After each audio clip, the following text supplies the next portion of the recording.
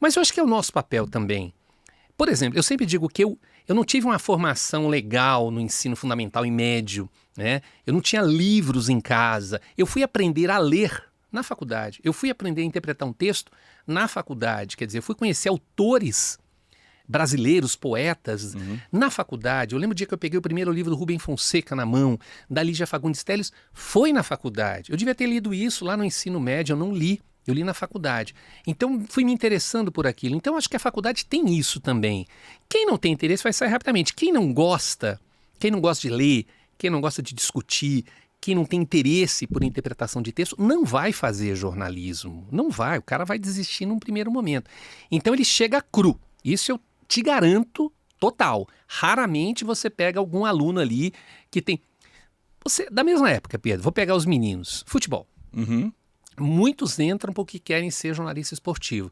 E aos poucos ele vai entendendo a importância do esporte, como a política é importante para o esporte, como a moda é importante para o esporte, como a cultura é importante para o esporte, como a história é importante para o esporte, para o futebol.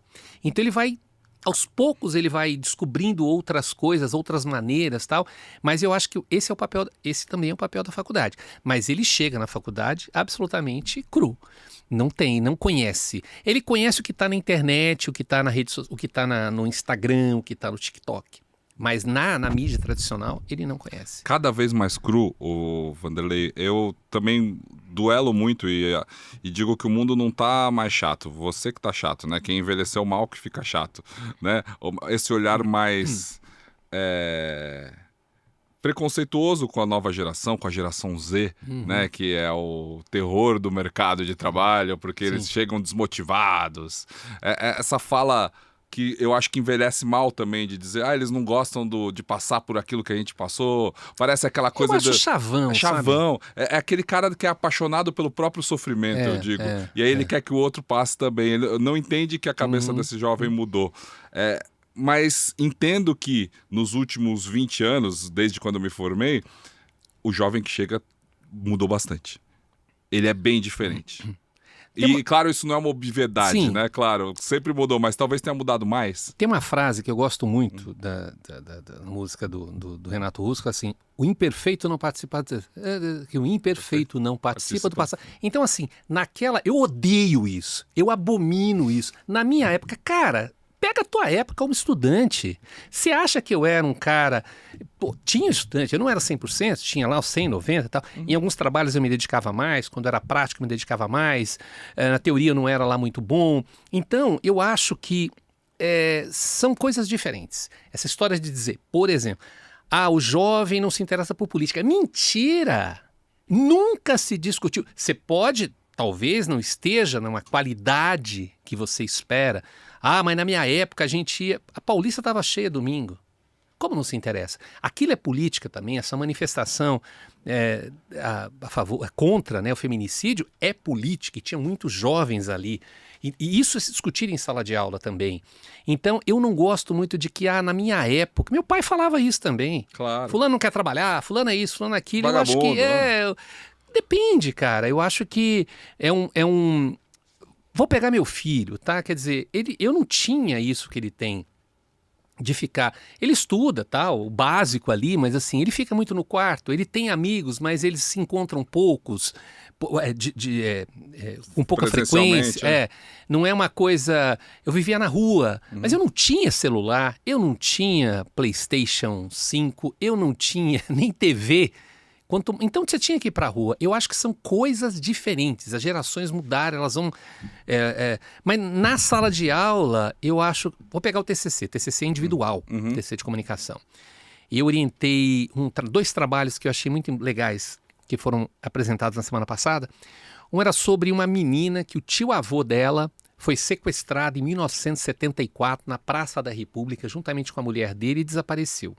O Wilson Silva, que era casado com a Ana Kuczynski, irmã do professor Bernardo Kuczynski. Eu falei, cara, que genial isso! Quer dizer, é uma história entre milhares de histórias de desaparecidos políticos e que todo mundo mais ou menos tem a mesma história. Contada, o fulano foi sequestrado, desapareceu, foi torturado. Nunca mais viu, que é a história do Ainda Estou Aqui.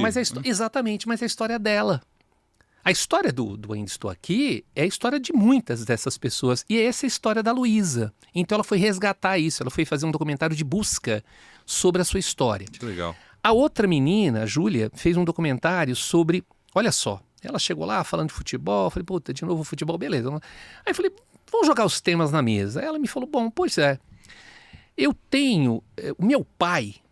Meu pai trabalhou com a Ruth Escobar. Falei, não tem discussão. É a Ruth Escobar, cara. Vamos falar desse teatro, vamos falar o que a Ruth representou para a história do teatro brasileiro, não só para o teatro paulistano. Ela foi deputada, ela foi ativista, ela foi feminista, ela fez o diabo.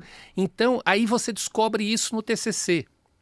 E aí ela começou a desenvolver, foi descobrindo histórias maravilhosas da própria família, né? O pai dela foi motorista da Ruth, foi produtor, foi meio que um faz-tudo da Ruth Escobar. E é uma história que a maioria da geração dela não conhece, não sabe quem é. E foi descobrir isso no TCC, no trabalho de conclusão de curso. Então, acho que nosso papel é esse também, é não se acomodar.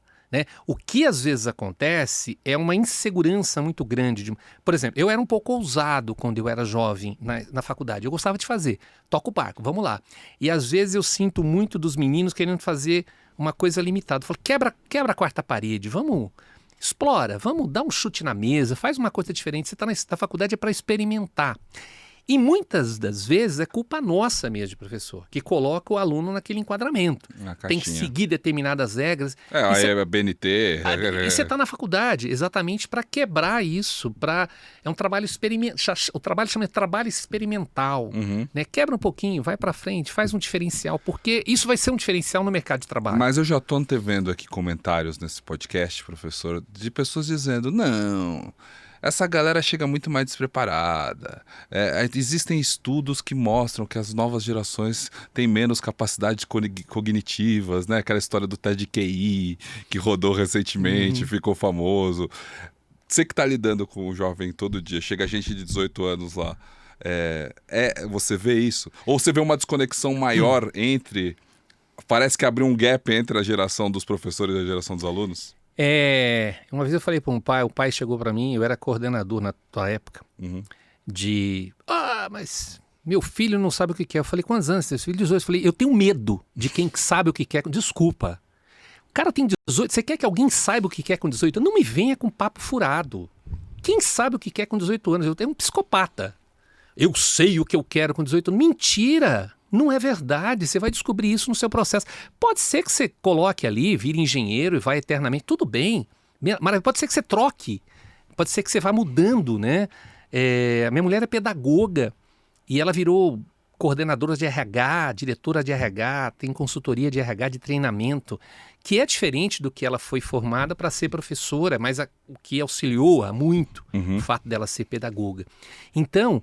Eu não gosto de botar muito numa caixa. É assim e acabou. Mas você ouve muitos professores falando isso. Né? Deixa o aluno criar, deixa o aluno desenvolver. Às vezes os caras falam assim para mim, por exemplo. Mas tem que ser assim. Tem que ser assim por quê? Porque determinado professor falou, não, faz exatamente o contrário. Quebra essa caixinha e tal. Seja um pouco diferente, porque fazer o legal, o normal, o bonito... sei lá, vou te dar um exemplo. TCC de futebol, que é uma coisa que os alunos adoram. Eu quero fazer sobre o futebol, o Palmeiras, o Corinthians. Cara, não tem o menor interesse, zero interesse. A Globo faz melhor. Eu quero saber o que está acontecendo na 5ª divisão do Piauí. É lógico. Você está entendendo? Então, eu tenho o sonho de pegar um aluno e falar assim, cara, vai lá para o interior do Acre, entra num ônibus e venha com esses meninos que vão jogar copinha. Acompanhe esses meninos. Isso que me interessa. Não, porque o resto eu sei. E eles acabam ficando limitados com essa coisa do mercado, do futebol. Querem entrevistar um grande repórter. É fatal. Eu falei, os grandes repórteres, os famosos repórteres, PVC, não aguenta mais ir aluno, de fato.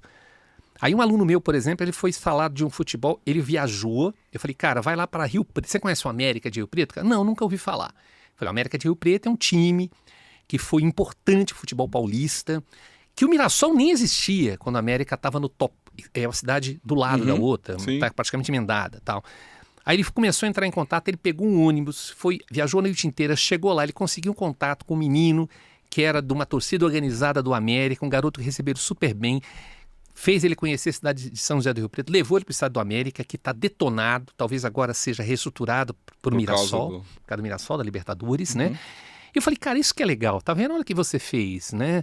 Foi na despensa da cozinha dos caras, não tinha nem o que comer. Eu falei, essa descoberta que é legal. Mas o início era assim, eu quero entrevistar alguém, quero entrevistar o Mauro Betti, não interessa, não é? São maravilhosos, mas, cara, vamos saber o que está acontecendo nos rincões, não do Brasil, de São Paulo também. Talvez cultivar esse interesse seja a maior função da faculdade de jornalismo hoje. Eu acho que é sair um pouquinho do tradicional, sabe? Instigar a criatividade. Eu estou com um aluno agora, acabei de ter uma reunião com ele, vai ser no próximo semestre, o João vai fazer um trabalho sobre a elitização do futebol. Então, por exemplo, eu odeio especialista em documentário. Eu abomino especialista em documentário. Não há a menor possibilidade de documentário que oriente não tem especialista. Porque o especialista é para comprovar, para dar credibilidade, você sabe disso, principalmente na televisão, claro. Tem que ter especialista. Mas, cara, é documentário, cara, que me interessa um especialista falando que a dona Joana tem que fazer, o que não me interessa. Ou eu dou credibilidade para a palavra da dona Joana, ou eu tiro ela do meu documentário. Então, quero falar sobre a SAF, o papel da SAF, vamos entrevistar um economista, tudo bem, cara. Mas será que tem interesse? Se está fazendo uma grande reportagem, será que não é legal falar da mudança do futebol em si? Isso mudou. Isso é uma nova forma de olhar, né? Porque talvez há 20 anos atrás a gente precisava dessas vozes para credibilizar a tese que a gente estava construindo. Né? Não, mas eu acho que você pode ter essa tese, você tem um relatório para fazer isso. Você coloca lá um especialista dentro do escopo de TCC, dentro do escopo de um trabalho acadêmico. Claro. Mas quando eu vou para a parte prática, por exemplo, de um documentário... Audiovisual, você diz. Eu estou falando de audiovisual. Por exemplo, esse menino que fez sobre a 4ª divisão do futebol, que foi lá no América de Rio Preto. Um dos projetos que ele fez, uma das matérias que ele fez. Tem lá um especialista falando da mudança do futebol, economicamente, tal.